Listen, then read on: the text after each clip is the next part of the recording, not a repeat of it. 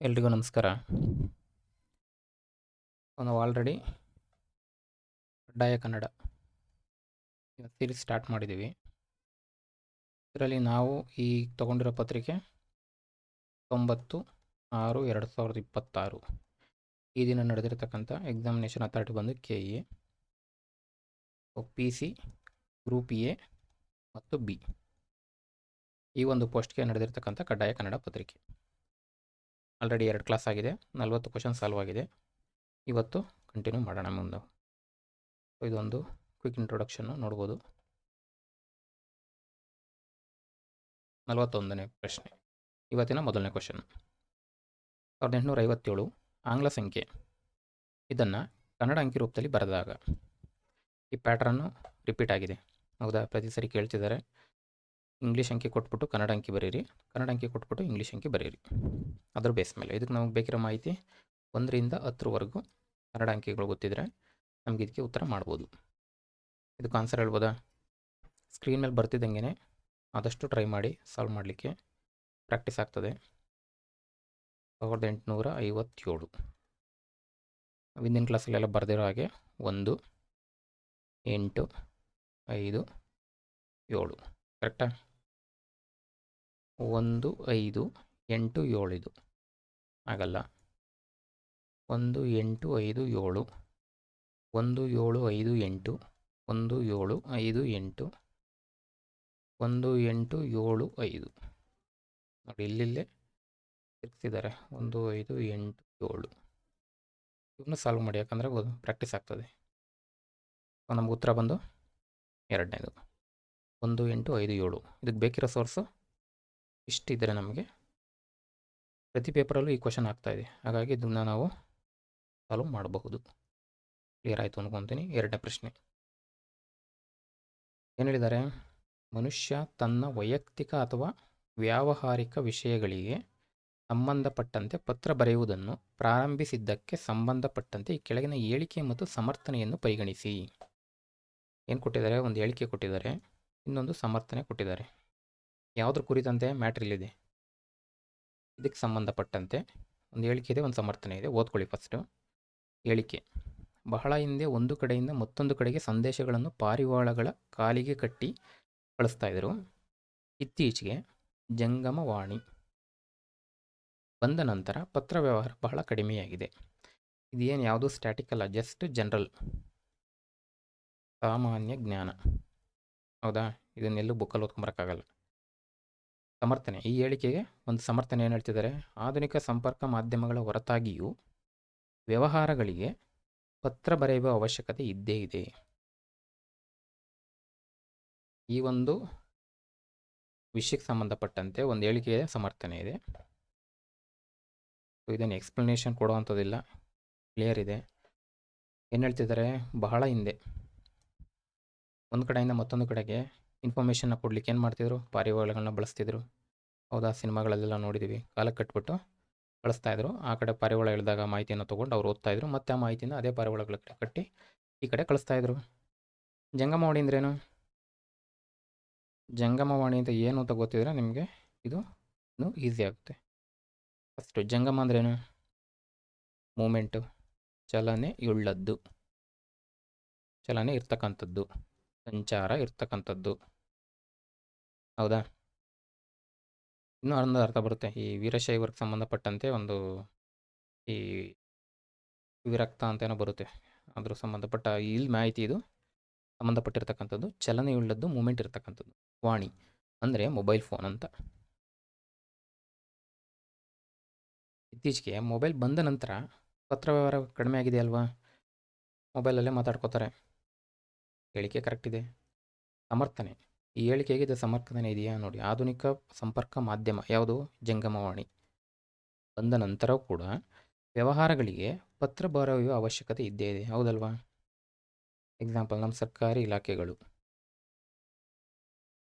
ಪ್ರತಿಯೊಂದು ಕೂಡ ಪತ್ರ ವ್ಯವಹಾರಗಳ ಮೂಲಕನೇ ನಡೀತದೆ, ಹೌದಾ? ಒಂದು ಆಫೀಸಿಂದ ಇನ್ನೊಂದು ಆಫೀಸಿಗೆ ಕಳಿಸುವಾಗ, ಅಥವಾ ನೀವೊಂದು ಅಪಾಯಿಂಟ್ಮೆಂಟ್ ಆರ್ಡರ್ ರಿಸೀವ್ ಮಾಡ್ಕೊಳ್ಳುವಾಗ, ಪ್ರತಿಯೊಂದು ಕೂಡ ಏನು ವ್ಯವಹಾರ ಇದ್ದೇ ಇದೆ. ಎರಡೂ ಕೂಡ ಸರಿ, ತಪ್ಪು ಅಂತ ಅನಿಸಲ್ಲ, ಜನರಲ್ ಇದು. ಹೇಳಿಕೆ ಮತ್ತು ಸಮರ್ಥನೆ ಎರಡೂ ಕೂಡ ಕರೆಕ್ಟ್ ಇದೆ. ಹೌದಾ? ಮೊಬೈಲ್ ಫೋನ್ ಬರೋದಕ್ಕೂ ಮುಂಚೆ ಪಾರಿವಾಳಗಳು ಬಳಸ್ತಿದ್ರು. ಮೊಬೈಲ್ ಫೋನ್ ಬಂದ ನಂತರ ಪತ್ರ ವ್ಯವಹಾರ ಕಮ್ಮಿ ಆಯಿತು.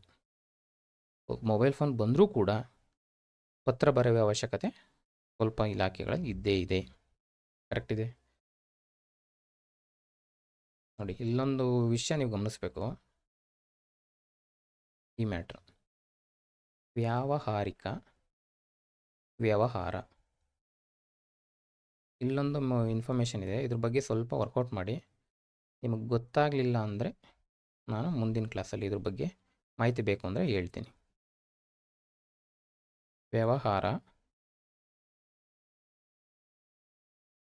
ವ್ಯಾವಹಾರಿಕ ಅಥವಾ ವ್ಯಾವಹಾರಿಕ, ಇಲ್ಲೊಂದು ಮಾಹಿತಿ ಇದೆ. ಇದ್ರ ಬಗ್ಗೆ ಸ್ವಲ್ಪ ವರ್ಕೌಟ್ ಮಾಡಿ. ನೆಕ್ಸ್ಟು ಇದ್ಯಾವುದಿದು? ಸಾಹಿತ್ಯ ಚರಿತ್ರೆ. ಸಾಹಿತ್ಯ ಚರಿತ್ರೆ. ಇತ್ತೀಚೆಗೆ ಸಾಹಿತ್ಯ ಚರಿತ್ರೆ ಬಗ್ಗೆ ಸ್ವಲ್ಪ ಕಮ್ಮಿ ಆಗಿದೆ. ಇವತ್ತು ತೊಗೊಂಡಿರೋ 20 ಕ್ವಶನಲ್ಲಿ ಹೆಚ್ಚು ಕಡಿಮೆ ಜಾಸ್ತಿ ಇರ್ತಕ್ಕಂಥದ್ದೇ ಸಂಧಿಗಳು. ಗುಂಪಿಗೆ ಸೇರದ ಕೃತಿ. 4 ಕೃತಿ ಕೊಟ್ಟಿದ್ದಾರೆ. ಒಂದು ಕೃತಿ ಗುಂಪಿಗೆ ಸೇರಲ್ಲ. ಅದ್ಯಾವುದು ಅಂತ ಕಂಡುಹಿಡಿಬೇಕು. ಮೊದಲನೇದು ತಲೆದಂಡ, ಹಿಟ್ಟಿನ ಹುಂಜ, ಜೋಕುಮಾರ್ ಸ್ವಾಮಿ, ತುಗ್ಲಕ್ಕು. ತುಗ್ಲಕ್ ಕೇಳಿ ಇರ್ತೀರಾ, ಜೋಕುಮಾರ್ ಸ್ವಾಮಿ ಕೇಳಿ ಇರ್ತೀರಾ, ತಲೆದಂಡ ಕೇಳಿ ಇರ್ತೀರಾ. ಯಾಕಂದರೆ ತುಂಬ ಸಲ ಕ್ವಶನ್ ಆಗಿದೆ. ಇವನ್ನ ತೊಗೋಬೇಕು ಅಂದ್ಕೊಂಡೆ, ಬಟ್ ನನಗೆ ಟೈಮ್ ಆಗಲಿಲ್ಲ. ಹೌದಾ? ಹೇಳ್ಬೋದಾ? ತಲೆದಂಡ ಯಾರ್ದು? ಜೋಕುಮಾರ್ ಸ್ವಾಮಿ ಯಾರ್ದು? ತುಗ್ಲಕ್ ಯಾರ್ದು? ಹಿಟ್ಟಿನ ಹುಂಜ ಯಾರ್ದು? ಇಲ್ಲಿ ಕೇಳಿರೋದು ಯಾವುದ್ರ ಬೇಸ್ ಮೇಲೆ ಕ್ವಶನ್ ಅಂದರೆ ಕವಿ ಕೃತಿಗಳು ಕೊಟ್ಟಿದ್ದಾರೆ. ಈ ಕೃತಿಗಳನ್ನ ಬರೆದಿರ್ತಕ್ಕಂಥ ಕವಿಗಳು ಯಾರು? ಕೃತಿ ಅಂದರೆ ನೀವು ನಾಟಕ. ಹೌದಾ? ಈ ನಾಟಕಗಳನ್ನ ಬರೆದಿರ್ತಕ್ಕಂಥ ಕವಿಗಳು ಯಾರು? ಅದ್ರ ಬೇಸ್ ಮೇಲೆ ಕೊಟ್ಟಿರ್ತಕ್ಕಂಥ ಪ್ರಶ್ನೆ ಇದು. ಈಸಿಯಾಗಿ ಮಾಡ್ಬೋದು. ಜೋಕುಮಾರ್ ಸ್ವಾಮಿ ಅಂತ ಬಂದ ತಕ್ಷಣ ನಮಗೆ ನೆನಪಾಗ್ತಕ್ಕಂಥದ್ದು ಯಾರು? ಕಂಬಾರರು. ಹೌದಾ? ಚಂದ್ರಶೇಖರ ಕಂಬಾರರು. ಇನ್ನು ತಲೆದಂಡ ತುಂಬ ಸರಿ ಕೇಳಿದ್ದಾರೆ, ಗಿರೀಶ್ ಕಾರ್ನಾಡು. ಹಿಟ್ಟಿನ ಹುಂಜ ಇದು ಕೂಡ ಜಾಸ್ತಿ ಕೇಳಿಲ್ಲ, ಬಟ್ ಗಿರೀಶ್ ಕಾರ್ನಾಡ್ದವ್ರೆ. ತುಗ್ಲಕ್ಕು ತುಂಬ ಸಲ ಕ್ವಶನ್ ಆಗಿದೆ. ಇದು ಮಾಡ್ತಕ್ಕಂಥ ಪ್ರಶ್ನೆನೇ, ಟಫ್ ಇಲ್ಲ, ಮಾಡ್ತಕ್ಕಂಥ ಪ್ರಶ್ನೆ. ಸಾಹಿತ್ಯ ಚರಿತ್ರೆ ಈ ದೃಷ್ಟಿಯಲ್ಲಿ ಸ್ವಲ್ಪ ಓದ್ಕೊಳ್ಳಿ. ಒಂದೊಂದು ಕವಿಗಳ ಬಗ್ಗೆ ತೊಗೊಳ್ಳಿ, ಅವ್ರು ಬರೆದಿರ್ತಕ್ಕಂಥವು, ಮತ್ತು ಅವ್ರದ್ದು ಅಂಕಿತ ನಾಮಗಳಾಗ್ಬೋದು. ಒಂದಷ್ಟು ಸ್ಪೆಷಲ್ ಈವೆಂಟ್ಸ್ಗಳು ನಡೆದಿರ್ತವೆ, ಕೆಲವೊಂದಷ್ಟು ಪ್ರಶಸ್ತಿಗಳು ಬಂದಿರ್ತವೆ.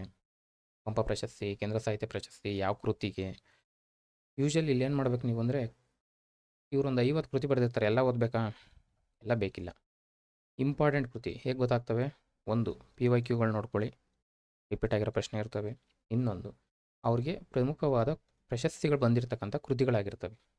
ಎಕ್ಸಾಂಪಲು ಕೇಂದ್ರ ಸಾಹಿತ್ಯ ಪ್ರಶಸ್ತಿ ಆಗ್ಬೋದು, ಜ್ಞಾನಪೀಠ, ಪಂಪ, ಈ ಥರ ಪ್ರಶಸ್ತಿಗಳು ಪಡೆದಿರ್ತಕ್ಕಂಥ ಕೃತಿಗಳನ್ನೇ ಹೆಚ್ಚು ಕಡಿಮೆ ಕೇಳ್ತಾರೆ.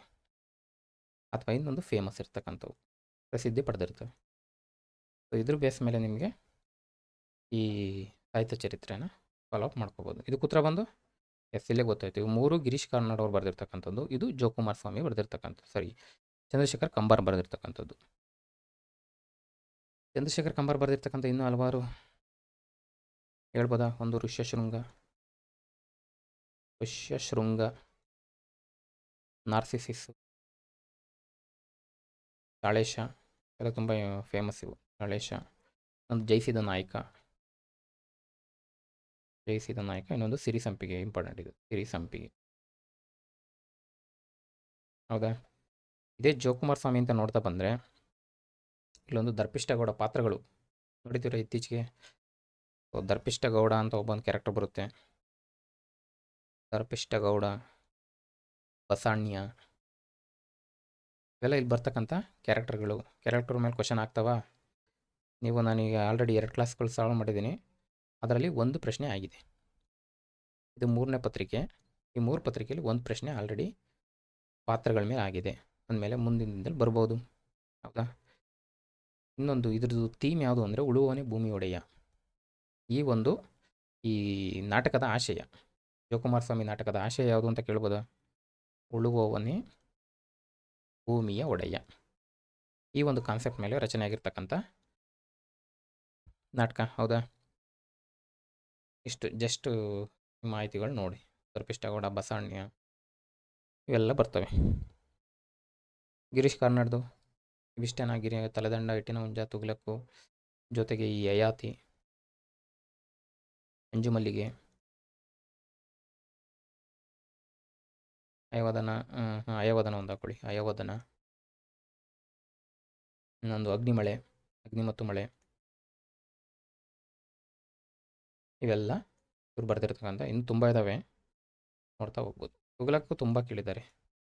ತುಗ್ಲಕ್ಕು ಮತ್ತು ತಲೆದಂಡ ತುಂಬ ಸಲ ಕ್ವಶನ್ ಆಗಿದೆ.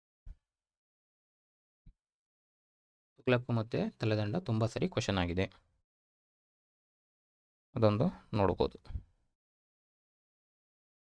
ತುಗ್ಲಕ್ ಅಂತ ಬಂದಾಗ ಈ 14ನೇ ಶತಮಾನದ ದೆಹಲಿ ರಾಜ ಇರ್ತಾನಲ್ಲ, ಅವನ ಬಗ್ಗೆ ಆಗಿರ್ತಕ್ಕಂಥ ಕ್ವಶನ್ ಇದು. ಫ್ರೆಂಚ್ ನಾಟಕಕಾರ ಕಾಮು ಅಂತ ಒಬ್ಬ ಬರ್ತಾನೆ. ಕಾಮುವಿನ ಕಾಲಿಗುಲ ನಾಟಕದ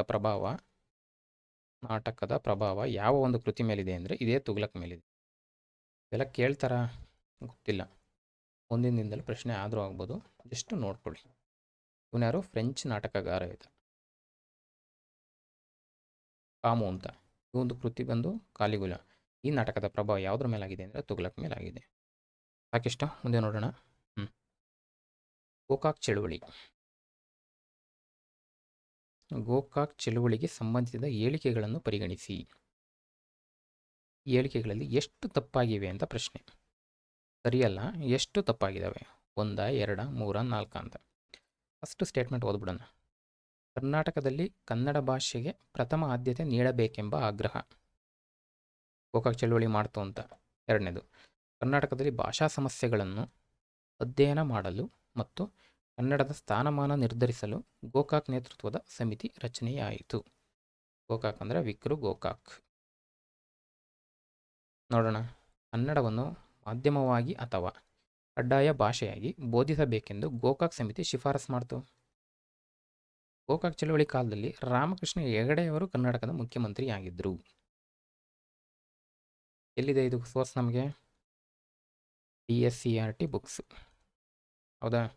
ಅದರ ಆ ಒಂದು ಮಾಹಿತಿ ನೀವು ಓದಿದರೆ ಈ ಪ್ರಶ್ನೆಗೆ ಆನ್ಸರ್ ಮಾಡ್ಬೋದು. ನೋಡಿ, ಇಲ್ಲಿದೆ ಮಾಹಿತಿ. ಯಾವುದೋ ಗೌರ್ಮೆಂಟ್ ಸೋರ್ಸ್ ಬುಕ್ ಇದು, ಹಾಗಾಗಿ ಅಥೆಂಟಿಕ್ಕು, ಯಾವುದೇ ಪ್ರೈವೇಟ್ ಬುಕ್ಸ್ ಅಲ್ಲ.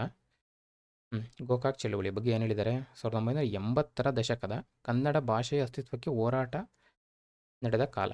1882ರಲ್ಲಿ ಗೋಕಾಕ್ ವರದಿ ಅನುಷ್ಠಾನಕ್ಕಾಗಿ ಒಂದು ನಿರ್ಣಾಯಕ ಚಾರಿತ್ರಿಕ ಹೋರಾಟ ಪ್ರಾರಂಭ ಆಯಿತು. ಇಡೀ ಕನ್ನಡ ಸಮುದಾಯ ಅಭೂತಪೂರ್ವ ರೀತಿಯಲ್ಲಿ ಈ ಹೋರಾಟವನ್ನು ನಡೆಸುತ್ತದೆ. ಕರ್ನಾಟಕದಲ್ಲಿದ್ದ ಭಾಷಾ ಅಲ್ಪಸಂಖ್ಯಾತರು ಕನ್ನಡವನ್ನು ಕಡ್ಡಾಯವಾಗಿ ಕಲಿಯದೆ ಅವರ ಮಾತೃಭಾಷೆಯಲ್ಲಿ ಶಿಕ್ಷಣ ಪಡೆಯುತ್ತೇವೆಂದು ಹಠಕ್ಕೆ ಬಿದ್ದರು. ಅಂದಿನ ಮುಖ್ಯಮಂತ್ರಿಗಳಾಗಿದ್ದ ಗುಂಡೂರಾವ್. ಕ್ಲಿಯರ್ ಆಯಿತಾ?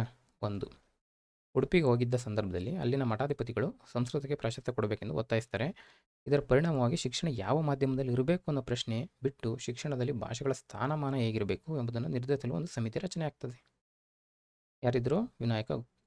ಕೃಷ್ಣ ಗೋಖಲೆ ಇವರ ಅಧ್ಯಕ್ಷತೆಯಲ್ಲಿ ಭಾಷಾ ಸಮಿತಿ ರಚನೆ ಆಯಿತು. ಈ ಸಮಿತಿಯು ಕನ್ನಡ ಭಾಷೆಗೆ ಪ್ರಥಮ ಆದ್ಯತೆ, ಕನ್ನಡ ಕಡ್ಡಾಯ ಮಾಡಬೇಕು, ಇಲ್ಲೊಂದು ಉತ್ತರ ಸಿಗುತ್ತೆ ನಮಗೆ, ಹೌದಾ?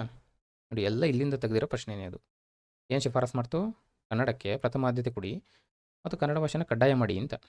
ಈ ಸಮಿತಿಯು ತ್ರಿಭಾಷಾ ಸೂತ್ರಕ್ಕೆ 350 ಅಂಕ, ತ್ರಿಭಾಷಾ ಪರೀಕ್ಷೆಯನ್ನು ಕನ್ನಡ 150 ಅಂಕ ಮಾಡಬೇಕು ಅಂತೇಳಿ ವರದಿ ಶಿಫಾರಸು ಕೂಡ ಮಾಡ್ತು. ಗೋಕಾಕ್ ವರದಿಯನ್ನು ಅಂದಿನ ಸರ್ಕಾರ ಒಪ್ಪಲಿಲ್ಲ. ಡಾಕ್ಟರ್ ರಾಜ್ಕುಮಾರ್ ಅವರು ಆಂದೋಲನ ಬರ್ತಾರೆ. ಇಂಪಾರ್ಟೆಂಟ್. ಅಲ್ಲಿ ಕೇಳಿರ್ತಕ್ಕಂಥ ಪ್ರಶ್ನೆಗೆ ಎಲ್ಲ ಮಾಹಿತಿ ಇಲ್ಲೇ ಇದೆ.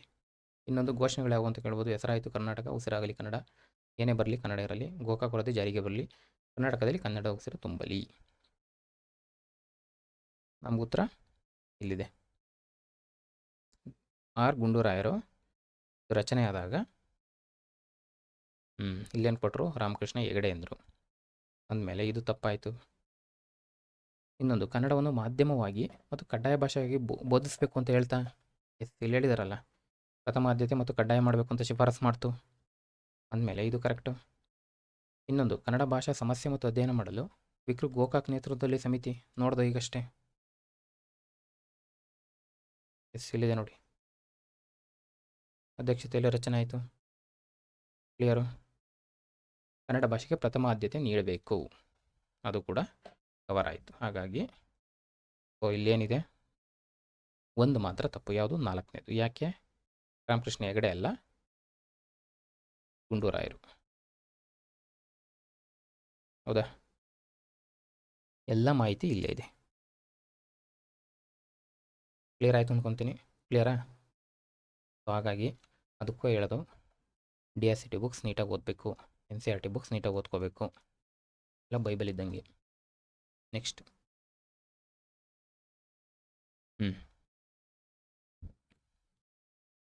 ಸರಿಯಾಗಿ ಹೊಂದಾಣಿಕೆಯಾಗಿರುವ ಜೋಡಿಯನ್ನು ಗುರುತಿಸಿ. ಒಂದು ಜೋಡಿ ಇರ್ಬೋದು ಅಥವಾ ಜೋಡಿಗಳಿರ್ಬೋದು, ಗುರುತಿಸಿ ಅಂತ.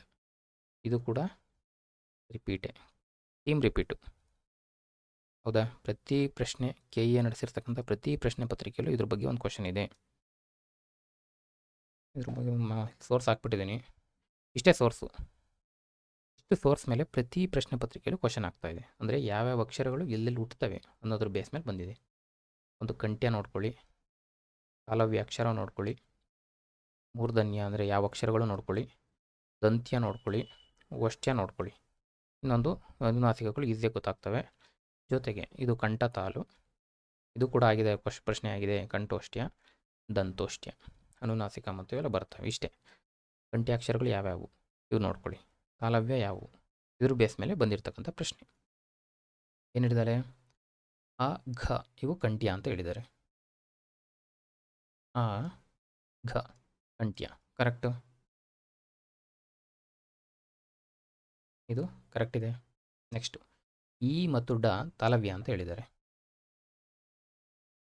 ಈ ಮತ್ತು ಡ, ಓಕೆ ನೋಡಿ, ಈ ತಾಲವ್ಯ ಕರೆಕ್ಟು, ಮತ್ತು ಡ ಬಂದು ಮೂರ್ಧನ್ಯ ಅಂದಮೇಲೆ ಇದು ತಪ್ಪಾಗ್ತದೆ. ಹೌದಾ? ನೆಕ್ಸ್ಟು ಟ ಮತ್ತು ಹ ಮೂರ್ಧನ್ಯ, ಟ ಮತ್ತು ಹ, ಟ ಮೂರ್ಧನ್ಯ ಕರೆಕ್ಟು, ಬಟ್ ಹ ಬಂದು ಕಂಠ್ಯ ಆಗ್ತದೆ ಅಂದಮೇಲೆ ಇದು ಕೂಡ ತಪ್ಪು. ಹೌದಾ? ನೆಕ್ಸ್ಟು ಊ ಮತ್ತು ಮ, ಇದು ಓಷ್ಟ್ಯ ಅಂತ ಹೇಳಿದ್ದಾರೆ. ಊ ಮತ್ತು ಮ, ಊ ಎಲ್ಲಿದೆ?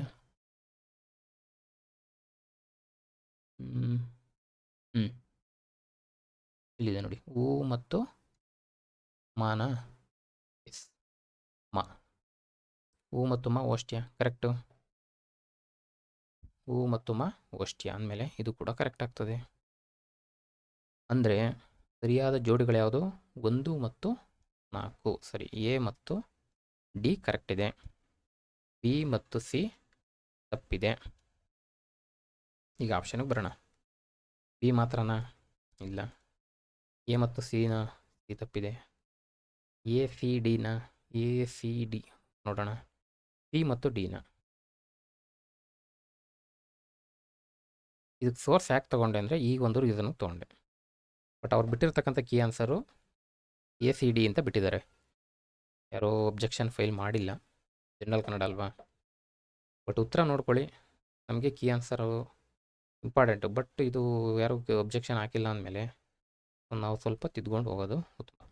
ಎ ಮತ್ತು ಡಿ ಇಸ್ ಕರೆಕ್ಟು. ಅವ್ರು ಬಿಟ್ಟಿರೋದು ಕರೆಕ್ಟ್ ಇರ್ಬೋದು, ಯಾಕಂದರೆ ಎ ಮತ್ತು ಡಿ ಇರ್ತಕ್ಕಂಥದ್ದು ಇದೊಂದೇ ಆಪ್ಷನ್ನು. ಸಿ ಒಂದಿಲ್ಲ ಬಟ್ ಬಿಟ್ಟಿದ್ದಾರೆ, ಬಟ್ ಬೇರೆ ಇನ್ಯಾವುದು ಆಪ್ಷನು ಕ್ಲೋಸ್ ಇಲ್ಲ. ಕ್ಲಿಯರಾ? ಇದಕ್ಕೇನು ರಿವೈಸ್ ಆಗಿಲ್ಲ, ಇದನ್ನೇ ಬಿಟ್ಟಿದ್ದಾರೆ ಕ್ಯಾನ್ಸರ್. ಕ್ಯಾನ್ಸರ್ ಏನೇ ಇರಲಿ, ನಮ್ಗೆ ಉತ್ತರ ಕ್ಲಿಯರಾ? ಅದಕ್ಕೋಸ್ಕರನೇ ನಾನು ಸೋರ್ಸೇ ತೊಗೊಂಬಂದೆ. ಲಾಸ್ಟ್ ಕ್ಲಾಸಲ್ಲಿ ತೋರಿಸಿರಲಿಲ್ಲ. ಇಷ್ಟು ಸೋರ್ಸ್ಗಳು ನೀವು ಗಮನಿಸ್ಕೊಂಡ್ರೆ ಒಳ್ಳೇದು. ಕ್ಲಿಯರ್ ಆಯ್ತಲ್ಲ ಇದು? ACD, ಬಟ್ ಕರೆಕ್ಟ್ ಇರ್ತಕ್ಕಂಥದ್ದು ಎ ಮತ್ತು ಡಿ. ಸಿ ಯಾಕೆ ತಪ್ಪು? ಕ್ಲಿಯರ್ ಆಯಿತು. ನೆಕ್ಸ್ಟ್, ಪ್ರತಿಯೊಂದು ವರ್ಗದ 2 ಮತ್ತು 4ನೇ ವ್ಯಂಜನ ವರ್ಗ. ನಿಮಗೆ ಇದು ಬಂದಿರತಕ್ಕಂಥದ್ದು ವರ್ಣಮಾಲೆ. ಹೌದಾ? ವರ್ಣಮಾಲೆ ಮೇಲೆ ಆಗಿರ್ತಕ್ಕಂಥ ಪ್ರಶ್ನೆ ಇದು. ಸ್ವರ ವ್ಯಂಜನ. ಹೌದಾ? ವ್ಯಂಜನಗಳಲ್ಲಿ ವರ್ಗಗಳು ಬರ್ತವೆ, ವರ್ಗೀಯ ವ್ಯಂಜನ, ಅವರ್ಗೀಯ ವ್ಯಂಜನ ಅಂತೇಳಿ. ಇಲ್ಲಿ ಕೇಳಿರ್ತಕ್ಕಂಥದ್ದು ಈ ವರ್ಗೀಯ ವ್ಯಂಜನಗಳಲ್ಲಿ ಬರ್ತಕ್ಕಂಥ 5 ಅಕ್ಷರ ಬರ್ತಾವಲ್ಲ, ಅದ್ರ ಬೇಸ್ ಮೇಲೆ ಬಂದಿರತಕ್ಕಂಥ ಪ್ರಶ್ನೆ. ಇದೆಲ್ಲ ಬೇಸಿಕ್ಸು.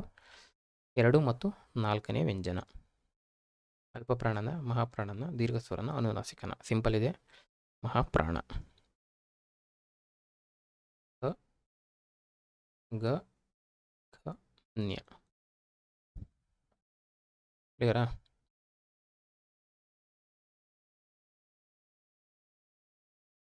ಕ್ಲಿಯರ್ ಆಯಿತು ಅಂದ್ಕೊತೀನಿ. ಅದಕ್ಕೂ ಕೂಡ ಸೋರ್ಸ್ ಹಾಕಿದೆ ನೋಡಿ ಇಲ್ಲಿ. ಅಲ್ಪಪ್ರಾಣ ಅಂದರೆ ಯಾವುದು? ಪ್ರತಿಯೊಂದು ವರ್ಗದ 1ನೇ ಮತ್ತು 3ನೇದು. ಮಹಾಪ್ರಾಣ ಅಂದರೆ 2ನೇ ಮತ್ತು 4ನೇದು. ಅನುನಾಸಿಕ ಅಂದರೆ 5ನೇ ವ್ಯಂಜನ. ಇದ್ರ ಬೇಸ್ ಮೇಲೆ ಕ್ವಶನ್ ಆಗಿದೆ. ಇವುಗಳಲ್ಲಿ ಗುಂಪಿಗೆ ಸೇರದ ಪದ ಯಾವುದು? ಯಾವುದ್ರ ಬೇಸ್ ಮೇಲೆ? ಸಂಧಿ ಮೇಲೆ. ಸಂಧಿ ಮೇಲೆ ಕೇಳಿರ್ತಕ್ಕಂಥ ಪ್ರಶ್ನೆ. 1 ರವೀಂದ್ರ, ನರೇಶ, ಸುರೇಂದ್ರ, ಬ್ರಹ್ಮರ್ಷಿ. ಫಸ್ಟ್ ಗೊತ್ತಾಗಬೇಕು ಅಂದರೆ ಪದ ಬಿಡಿಸ್ಬೇಕು. ರವೀಂದ್ರ ಬಿಡಿಸಿ ಯಾವ ಸಂಧಿ ನೋಡಿ, ನರೇಶ ಬಿಡಿಸಿ ಯಾವ ಸಂಧಿ ನೋಡಿ, ಸುರೇಂದ್ರ ಬಿಡಿಸಿ ಯಾವ ಸಂಧಿ ನೋಡಿ, ಬ್ರಹ್ಮರ್ಷಿ ನೋಡಿ, ನಮಗೆ ಕ್ಲಿಯರ್ ಆಗ್ತದೆ. ರವಿ ಪ್ಲಸ್ ಇಂದ್ರ, ರವೀಂದ್ರ. ಕ್ಲಿಯರಾ? ಯಾವ ಸಂಧಿ? ಈ ಏನಾಗ್ತದೆ? ಈ ಕರ ಆಗ್ತಾಯಿದೆ ಅಂದರೆ ಸವರ್ಣ. ನರೇಶ. ರ ಪ್ಲಸ್ ಈಶ, ನರೇಶ. ಅಕಾರ. ಇಲ್ಲಿ ಈ ಕಾರ, ಏ ಕಾರ ಬರ್ತಾ ಇದೆ. ಯಾವುದಾಗ್ತದೆ ಇದು? ಗುಣ. ಅದೇ ಥರ ಸುರೇಂದ್ರ ಬರ್ಸಿ. ಸುರ ಪ್ಲಸ್ ಇಂದ್ರ, ಸುರೇಂದ್ರ. ಹೌದಾ? ಆಕಾರ ಮತ್ತು ಈ ಕಾರ ಏನಾಗ್ತದೆ? ಏಕಾರ. ಗುಣ. ಬ್ರಹ್ಮರ್ಷಿ. ಬ್ರಹ್ಮ ಪ್ಲಸ್ ಋಷಿ, ಬ್ರಹ್ಮಶ್ರೀ. ಅಕಾರ ಮತ್ತು ಋಕಾರ, ಅರ್ಕಾರ. ಕ್ಲಿಯರಾ? ಏನಾಗ್ತದೆ? ಗುಣ. ಅಂದಮೇಲೆ ಗುಂಪಿಗೆ ಸೇರದೇ ಇರ್ತಕ್ಕಂಥದ್ದು ಯಾವುದು? ರವೀಂದ್ರ. ಕ್ಲಿಯರ್ ಆಯಿತಾ? ಅಂದರೆ ನಮಗೆ ಸಂಧಿ ಮೇಲೆ ತುಂಬ ಕ್ವಶನ್ ಆಗಿದೆ. ಬಿಡಿಸೋದ್ರೆ ನಮಗೆ ಈಸಿಯಾಗಿ ಸಿಗುತ್ತೆ. ಮತ್ತೊಂದು ನೋಡಿ, ಅದು ಸಂಧಿನೇ.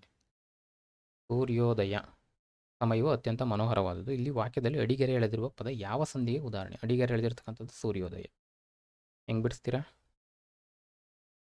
ಸೂರ್ಯ ಪ್ಲಸ್ ಉದಯ, ಸೂರ್ಯೋದಯ. ಆಕಾರಕ್ಕೆ ಊಕಾರ ಬಂದು ಓಕಾರ. ಯಾವ ಸಂಧಿ?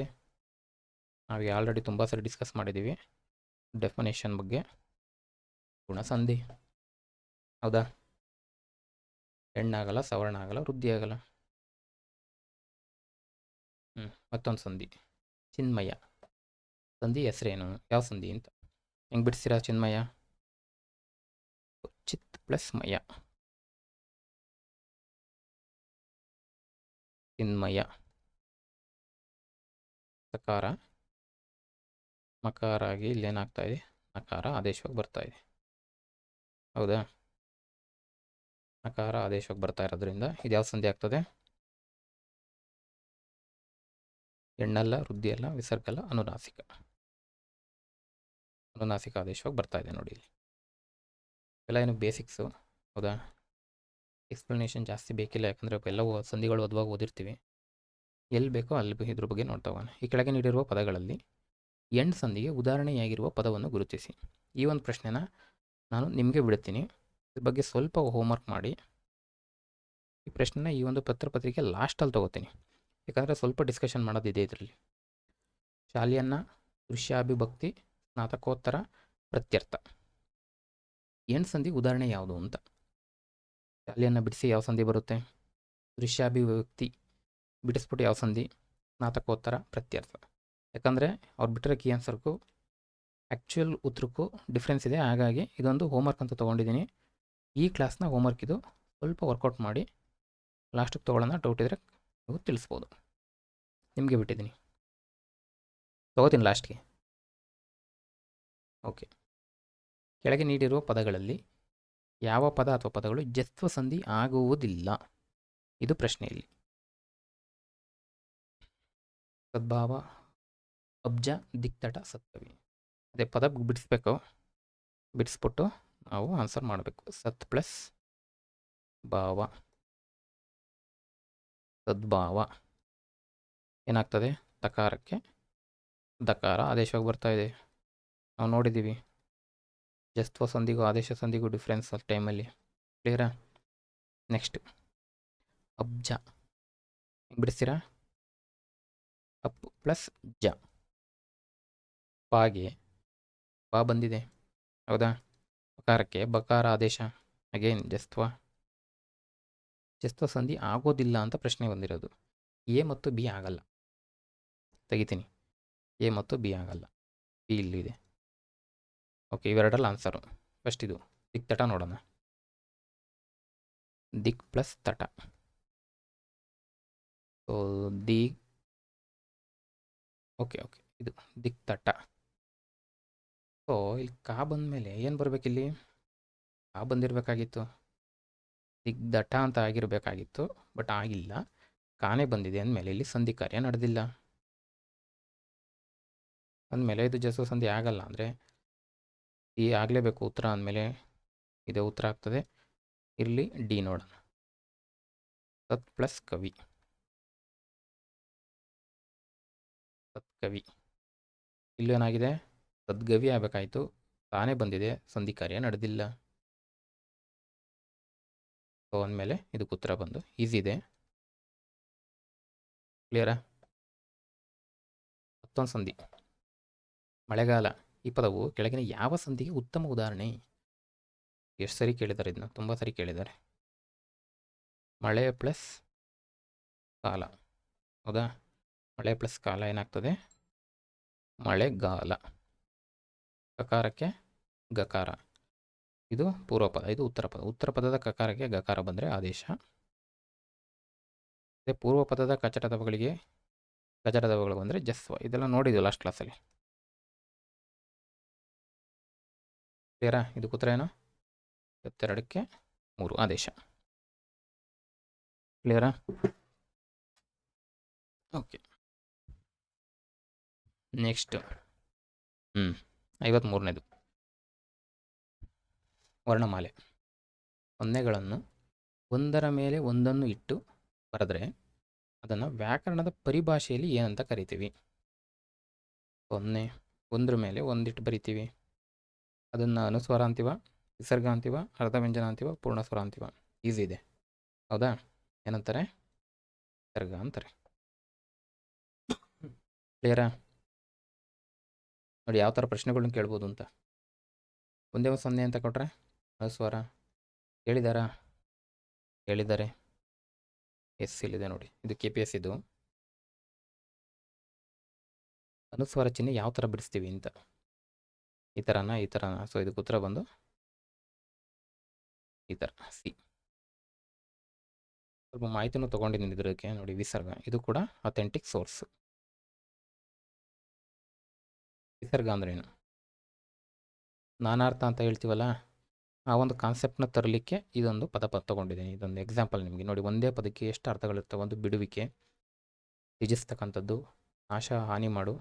ವ್ಯಾಕರಣದ ಪರಿಭಾಷೆಯಲ್ಲಿ ಏನಂತೀವಿ ನೋಡಿ, ಯೋಗವಾಹಗಳಲ್ಲಿ ಒಂದಾದ ಎರಡು ಬಿಂದುಗಳ ಚಿಹ್ನೆಯಿಂದ ಗುರುತಿಸುವ ವರ್ಣ ಸಂಖ್ಯೆ. ಯಾವ ಥರ ಗುರುತಿಸ್ತೀವಿ? ಈಗ ಗುರುತಿಸ್ತೀವಿ. ಹಾಗಾಗಿ ಪದಗಳ ಅರ್ಥ ಓದುವಾಗ ನೀವು ವ್ಯಾಕರಣದ ದೃಷ್ಟಿಕೋನದಲ್ಲಿ ಓದಬೇಕು ಅನ್ನೋದಕ್ಕೆ ಇದೊಂದು ಎಕ್ಸಾಂಪಲ್. ತುಂಬ ಅರ್ಥ ಬರ್ತವೆ ಪದಗಳ ಅರ್ಥ ಓದುವಾಗ. ನಿಮಗೆ ವ್ಯಾಕರಣಾಂಶ ಸಿಗುತ್ತೆ, ಹೌದಾ? ಸಾಹಿತ್ಯ ಚರಿತ್ರೆ ಒಂದಷ್ಟು ಟರ್ಮ್ಸ್ ಸಿಗ್ತವೆ, ಪದಗಳ ಅರ್ಥ ಸಿಗುತ್ತೆ, ಶುದ್ಧಾರ್ಥ ಸಿಗುತ್ತೆ, ನುಡಿಗಟ್ಟು ಸಿಗುತ್ತೆ. ಇವೆಲ್ಲ ಆ್ಯಂಗಲಲ್ಲೂ ನೋಡಬೇಕು. ಕ್ಲಿಯರಾ? ನೋಡಿ, ಒಂದೇ ಒಂದು ಪದಕ್ಕೆ 3 ಅರ್ಥ ಇದೆ. ಸೊ ಇದು ಒಂದು ನಾನಾರ್ಥ. ನೆಕ್ಸ್ಟ್ ಅನುಸ್ವರ ಅಂದರೆ ಏನಿದೆ? ಮೂಗಿನ ಸಹಾಯದಿಂದ ಸ್ವರವರ್ಣದ ನಂತರವೇ ಉಚ್ಚರಿಸಬಹುದಾದ ವರ್ಣ. ಸ್ವರವರ್ಣದ ನಂತರವೇ ಉಚ್ಚರಿಸಬೇಕು, ಇದು ಅನುಸ್ವಾರ. ಇದೊಂದು. ಯೋಗವಾಹ ಅಂದರೆ ಏನು ಅಂತ ಇದು ಕೂಡ ಕೇಳಿರ್ತಕ್ಕಂಥ ಪ್ರಶ್ನೆ. ಯೋಗವಾಹ ಹೆಸರಲ್ಲೇ ಇದೆ. ಯೋಗ ಅಂದ್ರೇನು?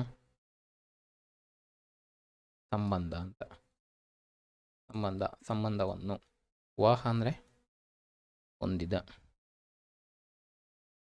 ಅಂದರೆ ಕೂಡಿ ಹೋಗು ಅಂತ. ಸಂಬಂಧ, ಕೂಡಿ ಹೋಗು. ಕ್ಲಿಯರಾ? ಒಂದು ಅಕ್ಷರದ ಸಂಬಂಧವನ್ನು ಹೊಂದಿದ ಮೇಲೇ ಅದನ್ನು ಉಚ್ಚಾರ ಮಾಡಲಿಕ್ಕೆ ಆಗ್ತಕ್ಕಂಥದ್ದು. ಹಾಗಾಗಿ ಇದಕ್ಕೆ ಯೋಗವಾಹ ಅಂತ ಕರಿತೀವಿ. ಎಲ್ಲ ಕೇಳಿರ್ತಕ್ಕಂಥ PYQ ಎಲ್ಲ ನೋಡಿ. ಇನ್ನೊಂದು ಪ್ರಶ್ನೆಯಲ್ಲಿ ಯೋಗವಾಹಗಳಿಗೆ ಸಂಬಂಧಿಸಿದಂತೆ ಈ ಕೆಳಗಿನ ಯಾವ ಹೇಳಿಕೆ ಸರಿಯಾಗಿದೆ? ಯೋಗವಾಹಗಳನ್ನು ಒಬ್ಬೊಬ್ರು ಏನಂತಾರೆ, ಯೋಗವಾಹಕ ಅಂತಾರೆ. ಅದು ತಪ್ಪು ಉಚ್ಚಾರ, ನೋಡ್ಕೊಳ್ಳಿ. ಯೋಗವಾಹ ಅಷ್ಟೇ ಕರೆಕ್ಟ್, ಇದು ವಾಹಕ ಅಂತ ಬರಲ್ಲ, ಗಮನ ಇರಲಿ. ಯೋಗವಾಹಗಳನ್ನು ಸ್ವತಂತ್ರವಾಗಿ ಉಚ್ಚಾರ ಮಾಡ್ಬೋದಾ? ಮಾಡ್ತೀರಾ ಯೋಗವಾಹನ ಸ್ವತಂತ್ರವಾಗಿ? ಅದಕ್ಕೆ ಉತ್ತರ ಇಲ್ಲೇ ಇದೆ. ಸ್ವರವರ್ಣದ ನಂತರವೇ ಉಚ್ಚರಿಸಬಹುದಾದ ವರ್ಣ ಅಂದಮೇಲೆ ಒಂದು ಸಹಾಯ ಬೇಕೇ ಬೇಕು. ಸ್ವತಂತ್ರವಾಗಿ ಉಚ್ಚಾರ ಮಾಡೋಕ್ಕಾಗಲ್ಲ ಅಂದಮೇಲೆ ಇದು ಸರಿಯಾಗುತ್ತಾ ನೋಡೋಣ. ಯೋಗವಾಹಗಳನ್ನು ಸ್ವತಂತ್ರವಾಗಿ ಉಚ್ಚಾರ ಮಾಡಲು ಬರುವುದಿಲ್ಲ. ಒಂದು ಬರುತ್ತೆ, ಪ್ರಶ್ನೆಯಲ್ಲೇ ಉತ್ತರ ಇರ್ತವೆ ಅನ್ನೋದಕ್ಕೆ ಇದೇ ಎಕ್ಸಾಂಪಲ್ಲು. ಎ ಮತ್ತು ಬಿ ಎರಡು ಏನೋ ಅಪೋಸಿಟ್ ಸ್ಟೇಟ್ಮೆಂಟು, ವೈರುಧ್ಯ ಹೇಳಿಕೆಗಳು. ಎರಡೂ ಸರಿಯಾಗ್ಲಿಕ್ಕೆ ಸಾಧ್ಯ ಇಲ್ಲ. ಒಂದು ಕಡೆ ಹೌದು ಅಂತಾರೆ, ಒಂದು ಕಡೆ ಇಲ್ಲ ಅಂತಾರೆ ಅಂದಮೇಲೆ ಎರಡು ಹೆಂಗೆ ಸರಿ ಆಗ್ತವೆ? ಒಂದಷ್ಟೇ ಸರಿ ಆಗ್ತವೆ. ಎ ಮತ್ತು ಬಿ ಎರಡೂ ಬರೋಕ್ಕೆ ಚಾನ್ಸ್ ಇಲ್ಲ. ಓಕೆ ಓಕೆ ಓಕೆ ಈ ಒಂದು ಜನರಲ್ ಇದು ಗೊತ್ತಿದ್ರೂ ಕೂಡ ನಾವು ಇದನ್ನು ಎಲಿಮಿನೇಟ್ ಮಾಡ್ಬೋದು. ನೆಕ್ಸ್ಟ್ ಬರೋಣ. ಯೋಗವಾಹಗಳನ್ನು ಸ್ವರಾಕ್ಷರದೊಂದಿಗೆ ಮಾತ್ರ ಉಚ್ಚಾರ ಮಾಡಬಹುದು. ಕರೆಕ್ಟಾ? ನೋಡೋಣ.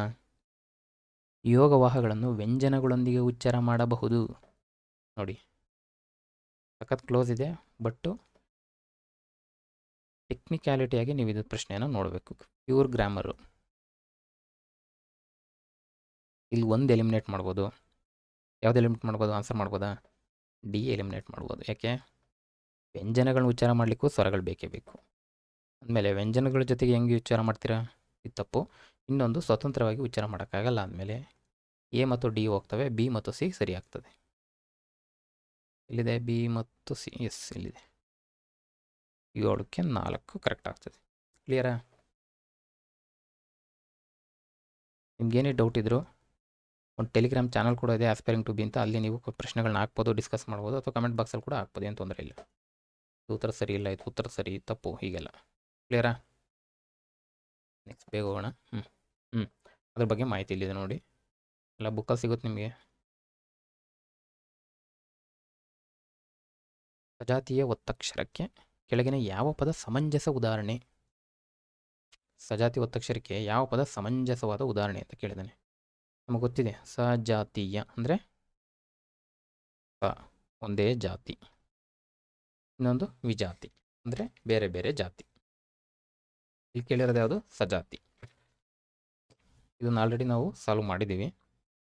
ಒಂದೇ ಜಾತಿಯ ವ್ಯಂಜನ, ಅಕ್ಷರ ಬರಲ್ಲ, ಶಕ್ತಿ ಬರಲ್ಲ, ಸ್ವಾರ್ಥ ಬರಲ್ಲ, ಹುತ್ತ. ಯಾಕೆ?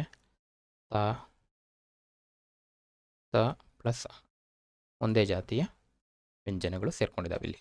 ಹೌದಾ? ಇದಕ್ಕೇನಂತ ಕರಿತೀವಿ? ದ್ವಿತ್ವ ಅಂತ ಕೂಡ ಕರಿತೀವಿ. ಪ್ರಶ್ನೆ ಆಗಿದೆಯಾ? ಆಗಿದೆ. ಲಾಸ್ಟ್ ಕ್ಲಾಸಲ್ಲಿ ಹೇಳಿದ್ದೀವಿ, ಡಿಸ್ಕಸ್ ಕೂಡ ಮಾಡಿದ್ದೀವಿ. ದ್ವಿತ್ವ. ಕ್ಲಿಯರಾ? ಸಂಯುಕ್ತಾಕ್ಷರಗಳು ಅಂತ ಕೂಡ ಕರಿತೀವಿ. ಚೆನ್ನಾಗಿ ಸೇರಿದೆ, ಎರಡು ವ್ಯಂಜನಗಳು ಸೇರ್ಕೊಳ್ತಾ ಹೋಗ್ತವೆ. ಅದು ಪ್ರಶ್ನೆ ತೊಗೊಂಡಿದ್ದೀನಿ ನೋಡಿ. ದ್ವಿತ್ವ ಎಂಬುದಕ್ಕೆ ಸರಿಯಾದ ವಿವರಣೆ. ಇದು PYQನೇ ಕೇಳಿದರೆ ಪ್ರಶ್ನೆ, ಆಗಾಗ ತೊಗೊಂಡಿದ್ದೀನಿ. ಒಂದೇ ಜಾತಿಯ ಎರಡು ವ್ಯಂಜನಗಳು, ಒಂದೇ ಜಾತಿಯ ಎರಡು ಸ್ವರಗಳು. ಇಲ್ಲಿ ನೋಡ್ಬೇಕು ನೀವು. ಒಂದೇ ಜಾತಿಯ ಎರಡು ಒತ್ತಕ್ಷರಗಳು ಸೇರ್ತಾವ, ಒಂದೇ ಜಾತಿಯ ಎರಡು ಮಹಾಪ್ರಾಣ. ಇವೆರಡು ನೀವು ಡೈರೆಕ್ಟಾಗಿ ಎಲಿಮಿನೇಟ್ ಮಾಡ್ಬೋದು. ಒತ್ತಕ್ಷರ ಅಂತೂ ಬರಲ್ಲ, ಮಹಾಪ್ರಾಣಗಳಂತೂ ಸೇರಲ್ಲ. ವ್ಯಂಜನ ಸೇರುತ್ತಾ, ಸ್ವರ ಸೇರುತ್ತಾ, ಅಷ್ಟೇ ಪ್ರಶ್ನೆ.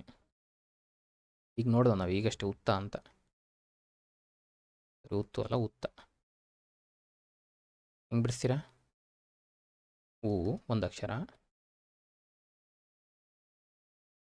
ನಾವು ದ್ವಿತ್ವ ಅಂತ ಹೇಳಿದ ಯಾವುದು? ಇದಕ್ಕೆ ಒಂದೇ ಜಾತಿಯ ಎರಡು ವ್ಯಂಜನಗಳು ಸೇರ್ತಕ್ಕಂಥದ್ದು. ತ ಏನಿದು? ವ್ಯಂಜನಗಳು ಎರಡು ಸೇರ್ಕೊಂಡಿದ್ದಾವೆ ಅಂದಮೇಲೆ ಒಂದೇ ಜಾತಿಯ ಎರಡು ವ್ಯಂಜನಗಳು ಸೇರುವುದಕ್ಕೆ ದ್ವಿತ್ವ ಎನ್ನುವರು. ಇದು ಕರೆಕ್ಟ್ ಉತ್ತರ. ಸ್ವರ ಆಗಲ್ಲ, ಇವೆಲ್ಲ ಆಗಲ್ಲ. ಕ್ಲಿಯರಾ? ಕನ್ನಡಿ ಪದವನ್ನು ಬಿಡಿಸಿ ಬರೆದಾಗ ಸರಿ ರೂಪ ಯಾವುದು? ಬಿಡಿಸಕ್ಕೆ ಬರಬೇಕು. ಕ ನೋಡಿ, ಇದು ದ್ವಿತ್ವ ಆಗುತ್ತೆ. ಹೌದಾ? ಇದು ಕ ಆಗುತ್ತೆ, ಇದು ನ ಆಗುತ್ತೆ, ಇದು ಡಿ ಆಗುತ್ತೆ. ನೋಡಿ ಎಲ್ಲಿದೆ? ಫಸ್ಟ್ ಇದನ್ನೇ ನೋಡ್ಬಿಡೋಣ, ಇಲ್ಲೇ ಪ್ರಾಕ್ಟೀಸ್ ಆಗ್ತದೆ ನಮಗೆ.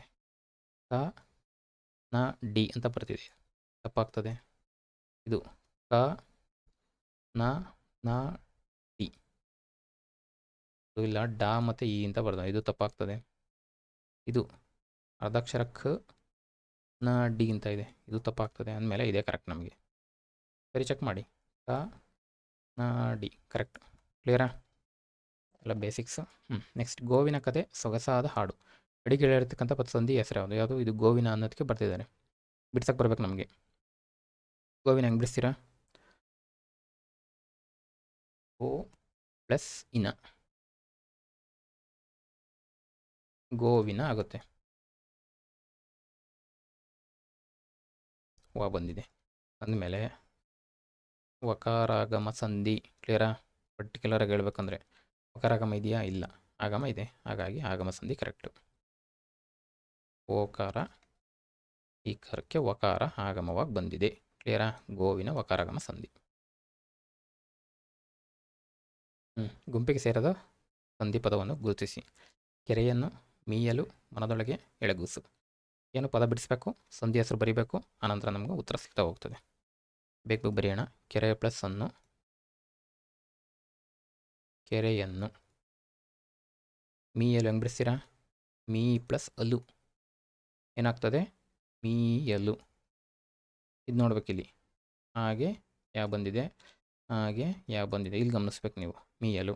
ನೆಕ್ಸ್ಟ್ ಮನದೊಳಗೆ, ಮನದ ಪ್ಲಸ್ ಒಳಗೆ ಏನಾಗ್ತದೆ? ಮನದೊಳಗೆ. ನೆಕ್ಸ್ಟ್ ಇನ್ನೊಂದು ಯಾವುದು? ಎಳಗೂಸು. ಎಳ ಪ್ಲಸ್ ಕೂಸು, ಎಳೆಯ ಪ್ಲಸ್ ಕೂಸು ಏನು ಮಾಡಬಾರ್ದು, ಎಳಗೂಸು. ಸಿಕ್ಕಾಗೆ ಗ ಬಂದಿದೆ. ಇದೇನಾಗ್ತದೆ? ಯಕಾರಾಗಮ. ಇದು ಕೂಡ ಅಷ್ಟೇ ಆಗಮ. ಯಾವುದು? ಯಕಾರಾಗಮ. ಇದೇನಾಗ್ತದೆ? ಕಾಗೆ ಗ ಬಂದಿದೆ, ಆದೇಶ. ಮನದ ಪ್ಲಸ್ ಒಳಗೆ, ಇಲ್ಲಿ ಅಕಾರ ಲೋಪ ಆಗಿ ಓ ಬಂದಿದೆ. ಎರಡು ಕನ್ನಡ ಪದಗಳು, ಅದನ್ನು ನೋಡ್ಕೊಳ್ಳಿ. ಇಲ್ಲಿ ಓಕಾರ ಬಂದಿದೆ ಅಂದಮೇಲೆ ಇದು ಲೋಪ ಸಂಧಿ. ಈಗ ನಮಗೆ ಪ್ರಶ್ನೆ ಇಲ್ಲಿ ಉತ್ತರ ಟ್ರೈ ಮಾಡಬೇಕು. ನಮಗೆ ಬಂದಿರೋದೇನು? ಲೋಪ ಆಗಮ ಆದೇಶ. ಲೋಪ ಆಗಮ ಆದೇಶ ಎಲ್ಲವೂ ಕೂಡ ಕನ್ನಡ ಸಂಧಿಗಳು. ಹೆಂಗಪ್ಪ ಸಾಲ್ವ್ ಮಾಡೋದೀಗ? ಒಂದು ಕನ್ನಡ ಸಂಧಿ ಕೊಟ್ಟು, ಸಾರಿ 3 ಕನ್ನಡ ಸಂಧಿ ಕೊಟ್ಟು ಒಂದು ವ್ಯಂಜನ ಇದ್ದರೆ ಅಲ್ಲಾದರೂ ತೆಗಿಬೋದಿತ್ತು. ಯಾವ ಬೇಸಿಸ್ ಮೇಲೆ ತೆಗಿಬೇಕು? ಇನ್ನೂ ಒಳಗೆ ಹೋಗ್ಬೇಕು. ಈಗ ಇಲ್ಲಿ ಸ್ವರ ಮತ್ತು ವ್ಯಂಜನ ಸಂಧಿಗಳು ಅಂತ ಒಂದು ಕಾನ್ಸೆಪ್ಟ್ ಬರುತ್ತೆ. ಇದ್ರ ಬೇಸ್ ಮೇಲೆ ಈ ಪ್ರಶ್ನೆ ಆಗಿರ್ತಕ್ಕಂಥದ್ದು. ಕ್ಲಿಯರಾ? ಸ್ವರದ ಮುಂದೆ ಸ್ವರ ಬಂದು ಸಂಧಿ ಆದರೆ ಸ್ವರ ಸಂಧಿ, ಸ್ವರದ ಮುಂದೆ ವ್ಯಂಜನ ಆಗಲಿ ಅಥವಾ ವ್ಯಂಜನದ ಮುಂದೆ ವ್ಯಂಜನ ಆದರೂ ಕೂಡ ವ್ಯಂಜನ ಸಂಧಿ. ಕ್ಲಿಯರಾ? ಕ್ಲಿಯರ್ ಆಯಿತು ಅಂದ್ಕೊತೀನಿ. ಇದಕ್ಕೆ ಉತ್ತರ ಬಂದು ಎಳಗೂಸು. ಯಾಕೆ? ಇದು ಆದೇಶ ಬಂದು ವ್ಯಂಜನ ಸಂಧಿ, ಹಾಗಾಗಿ ಇದನ್ನು ನಾನು ತೆಗಿತೀನಿ. ಹಾಗೆ ಗ ಆಗಿದೆ ವ್ಯಂಜನ. ನೋಡಿ, ಇಲ್ಲೆಲ್ಲ ನಿಮಗೇನು ಸ್ವರಗಳೇ ಬಂದಿರ್ತವೆ. ಕ್ಲಿಯರಾ? ಕಾನ್ಸೆಪ್ಟ್ ಬಂದು ಸ್ವರನ ಅಥವಾ ವ್ಯಂಜನ ಸಂಧಿನ ಅಂತ ಕಾನ್ಸೆಪ್ಟ್ ಇದು. ಕನ್ನಡ ಸಂಧಿ ಸಂಸ್ಕೃತ ಸಂಧಿನೂ ಅಲ್ಲ, ಇನ್ನೂ ಒಳಗೋಗಿದ್ದಾರೆ. ನೆಕ್ಸ್ಟ್ ಮತ್ತೆ ಸಂಧಿ. ಕೆಳಗಿನ ಯಾವ ಸಂಧಿ ಪದಗಳಲ್ಲಿ ಸಂಧಿ ಕಾರ್ಯ ಸಾಧ್ಯವಾಗಿದೆ? ನೋಡಿ, ನೆಕ್ಸ್ಟ್ ಕ್ವಶನ್ನು ಸಂಧಿ ಕೇಳ್ತಿದ್ರು, ನೆಕ್ಸ್ಟು ಬಿಡ್ಸ್ ಬರೀರಿ ಅಂತ ಕೇಳಿದ್ರು, ನೆಕ್ಸ್ಟು ಸ್ವರ ಸಂಧಿನ ವ್ಯಂಜನ ಸಂಧಿನ, ನೆಕ್ಸ್ಟು ಕನ್ನಡ ಸಂಧಿನ ಸಂಸ್ಕೃತ ಸಂಧಿನ, ಇನ್ನೊಂದು ಸಂಧಿ ಕಾರ್ಯನೇ ಆಗಿಲ್ಲ ಅಥವಾ ಆಗಿದೆ ಅನ್ನೋದ್ರ ಮೇಲೂ ಪ್ರಶ್ನೆ ಆಗ್ತಾ ಇದ್ದಾವೆ. ಸಂಧಿ ಕಾರ್ಯ ಎಲ್ಲ ಆಗಿದೆ? ತಲೆಕಟ್ಟು, ಕೈ ತಪ್ಪು, ಈ ಓಣಿ, ಮುಂಜೆರಗು. ಮುಂಜೆರಗು ಬಿಡಿಸ್ ಬರೀರಿ, ಬಿಡಿಸ್ ಬರ್ಕೊಳ್ಳಿ. ಸಂಧಿ ಬಿಡಿಸೋಕ್ಕೆ ಟ್ರೈ ಮಾಡಿ. ಯಾವ ಸಂಧಿ ಅಂತ ಹೆಸರಿಸ್ಲಿಕ್ಕೆ ಟ್ರೈ ಮಾಡಿ, ನಿಮ್ಗೆ ಆನ್ಸರ್ ಸಿಗುತ್ತೆ. ತಲೆ ಪ್ಲಸ್ ಕಟ್ಟು ಈಸಿ ಇದೆ. ತಲೆಗೆ ಗಟ್ಟು ಆಗಬೇಕಾಯ್ತು, ಕಾನೇ ಬಂದಿದೆ ಅಂದಮೇಲೆ ಇಲ್ಲಿ ಸಂಧಿ ಕಾರ್ಯ ಆಗಿಲ್ಲ. ಅಂದಮೇಲೆ ಇಲ್ಲಿ ಆಗಿದೆ ಅಂತ ಕೇಳಿದ್ದಾರೆ, ಉತ್ತರದಲ್ಲಿ ಎ ಬರಬಾರ್ದು. ತೆಗಿತೀನಿ. ಓಕೆನಾ? ನೋಡಿ, ಇಷ್ಟಿದ್ರು ನಮಗೆ 2 ಉತ್ತರಕ್ಕೆ ಬರ್ತೀವಿ ನಾವು. ನೆಕ್ಸ್ಟು ಕೈ ತಪ್ಪು ಆಗಿದೆಯಾ? ಸಂಧಿ ಕಾರ್ಯನೇ ಆಗಿಲ್ಲ. ಕೈ ದಪ್ಪು ಅಂತ ಆಗಬೇಕಾಯ್ತು, ಸಾರಿ ಕೈ ದಪ್ಪು ಅಂತ ಆಗಬೇಕಾಯ್ತು, ಕೈ ತಪ್ಪು ಅಂತಲೇ ಇದೆ. ಬಿ ಕೂಡ ಬರೋಂಗಿಲ್ಲ. ತೆಗಿತೀನಿ. ಉತ್ತರ ಸಿಕ್ತು ನಮಗೆ, ಟಿ ಮತ್ತು ಟಿ. ಬಿಡಿಸಿ. ಈ ಓಣಿ ಹೆಂಗೆ ಬಿಡಿಸ್ತೀರಾ? ಈ ಪ್ಲಸ್ ಓಣಿ, ಈ ಓಣಿ ಯಾವ ಸಂಧಿ? ವಕಾರಾಗಮ. ಮುಂಜೆರಗು, ಮುಂದೆ ಪ್ಲಸ್ ಸೆರಗು, ಮುಂಜೆರಗು ಯಾವ ಸಂಧಿ? ಹಾಗೆ ಜಾ ಬಂದಿದೆ. ಆನ್ಸರ್ ಮಾಡಿ. ಕ್ಲಿಯರಾ? ನೆಕ್ಸ್ಟ್ ಆದೇಶ ಸಂಧಿಗಳ ಉದಾಹರಣೆಗಳಲ್ಲಿ ತಪ್ಪಾಗಿರುವ ಸಂಧಿ ಯಾವುದು? ಯಾವ ಸಂಧಿ ತಪ್ಪಾಗಿದೆ ಅಂತ. ಆದೇಶ ಸಂಧಿ ಬಗ್ಗೆ ಮಾತ್ರ ಪ್ರಶ್ನೆ ಆಗಿದೆ. ಅಡಿಗಲ್ಲು ಹೆಂಗೆ ಬಿಡಿಸ್ತೀರಾ? ಅಡಿ ಪ್ಲಸ್ ಕಲ್ಲು, ಅಡಿಗಲ್ಲು. ಕರೆಕ್ಟ್ ಇದೆ, ಆದೇಶ ಸಂಧಿಗಿದು. ಹೌದಾ? ನೆಕ್ಸ್ಟ್ ಕಂಬನಿ ಹೆಂಗೆ ಬಿಡಿಸ್ತೀರಾ? ಕಣ್ ಪ್ಲಸ್ ಪನಿ, ಕಣ್ ಪ್ಲಸ್ ಪನಿ. ಹೌದಾ? ಕಂಬನಿ. ಪಾಗೆ ಬಾ ಬಂದಿದೆ. ನೆಕ್ಸ್ಟ್ ಕೆಳದುಟಿ, ಕೆಳ ಪ್ಲಸ್ ತುಟಿ, ಕೆಳದುಟಿ. ಹಾಗೆ ತಾ ಬಂದಿದೆ. ಓರೆ ಕಣ್ಣು ಏನಾಗ್ತದೆ? ಹಂಗೆ ಬರ್ತಿದ್ದಾರೆ ನೋಡಿ ಯಾವ ಥರ ಪ್ರಶ್ನೆ ಆಗ್ತಾ ಇದೆ ಅಂತ. ಅಂದಮೇಲೆ ತಪ್ಪಾಗಿರೋ ಸಂಧಿ ಯಾವುದು? ಇದೇನೆ. ಕ್ಲಿಯರ್ ಆಯಿತಾ?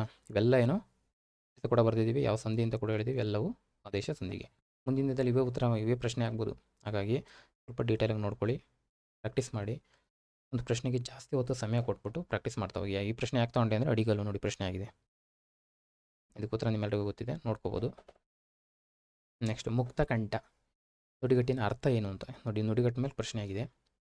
ಮುಕ್ತಕಂಠ, ನುಡಿಗಟ್ಟು ಮೇಲೆ ನೋಡ್ತಿದ್ದಾಗೇನು ಆ ಪದಗಳೇ ಎಲ್ಲಿ ಉತ್ತರ ಬಂದಿರ್ತಾವೋ ಆಲ್ಮೋಸ್ಟ್ ಆಗಲ್ಲ ಅಂತಲ್ಲ, ಆಲ್ಮೋಸ್ಟ್ ಆಗಲ್ಲ, ಎಲಿಮಿನೇಟ್ ಮಾಡ್ಬೋದು. ಈ ಟ್ರಿಕ್ ಯಾವಾಗ ಗೊತ್ತಾಗುತ್ತೆ?